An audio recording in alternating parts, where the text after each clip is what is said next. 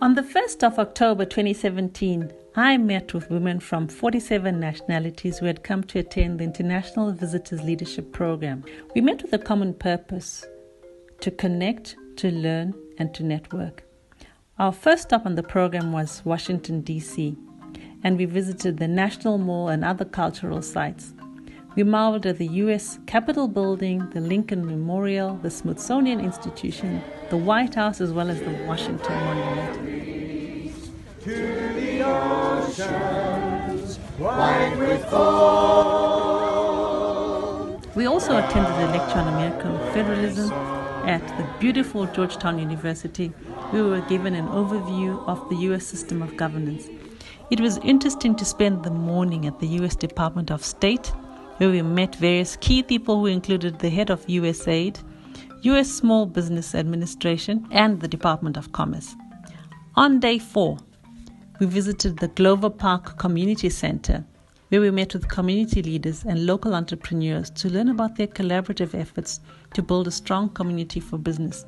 I was so impressed by DC Green's project, which was spearheaded by social entrepreneur Lauren Gail, who started an initiative to enable poor communities to have access to fresh fruits and vegetables, and influenced the city fathers to enable low-income earners to access free or affordable vegetables at the farmers market, which she started.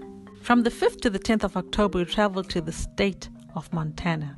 Our first stop was a meeting with the women entrepreneurs at the Atlanta Chamber of Commerce, who shared the inspiration behind their businesses, the challenges they faced, and their plans for future growth. This was followed by a trip to the Montana Historical Society and Museum, where we got a chance to learn about Native American history in Montana and tribal sovereignty issues. The absolute highlight of the trip for me was a day trip to Yellowstone National Park, where I got to see real snow for the first time. I was so excited. Yellowstone National Park features dramatic canyons, beautiful winding rivers, lush forests, hot springs, and gushing geysers, or geysers as they call it. I feel so privileged to have witnessed such a marvel and was so excited to see so many hot springs that each seem to have a characteristic of their own. We then concluded the trip by traveling to Bozeman, to the Montana State University, where we met the Launchpad team, which was created to encourage entrepreneurial activity amongst the students. We then interacted with student entrepreneurs who started a business that grows free-range crickets, which is a new green meat. We got to sample cricket cookies and lollipops, which was simply delicious. Next, we traveled to Birmingham, Alabama, from the 10th to the 15th of October. I was keen to try out grits and shrimp because I heard that's what that area is famous for, and I was not disappointed. It was delicious. We started off at the Innovation Depot, which is an incubator that helps local entrepreneurs with mentors, office space, business advice, and funding to grow their businesses. From there, we went on a tour to the Birmingham Civil Rights Institute, where we learned about the civil rights movement and were inspired by the efforts made by giants such as Martin Luther King. It was fun to visit Birmingham City Hall, where we met with the assistant mayor, who explained how the city government supports women entrepreneurs in Birmingham. He kindly gave us tickets to watch American football, which was a first for many of us and very, very exciting. The last leg of this program was spent in Minneapolis, Minnesota. We were privileged to attend the National Women's Business Conference, NABU, and the mood was electric. The highlight for me was meeting Erin Brockovich, who was a key speaker and taught us the word stick-to-itiveness, which means persistence and perseverance. Another highlight was meeting Zimbabwean Dr. Tererai Trent, who was featured as Oprah Winfrey's all-time favorite guest, whom I found tucked away in a corner preparing for the launch of her book, The Awakened Woman. Our program concluded with a reception hosted by Global Minnesota in our honor. I was one of the 3 attendees asked to speak at the event, and I shared an important aspect of our culture that ensures connectedness, community, and compassion. The greetings Marara Se and Maswera Se, which inquire how you slept and how you spent the day, I responded to by saying, I only slept well or spent the day well only if you did. Darara Kanamararao. In the same vein, I then asked the participants how the program was for them. Program Yafamba Se.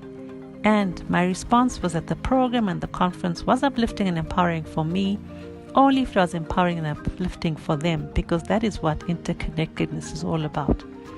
I was so touched when my new friends asked to learn our greeting, as they were inspired by such a beautiful element of my culture.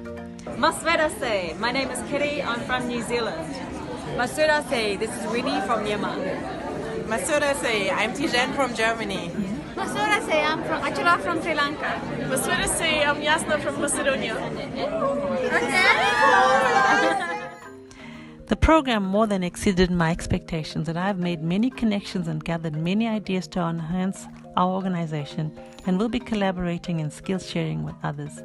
I observed trends, colors, textures, preferences, and shapes from different cultures, and this will be an important process of our product development and design in our quest to make handcraft that is African by inspiration and contemporary in design.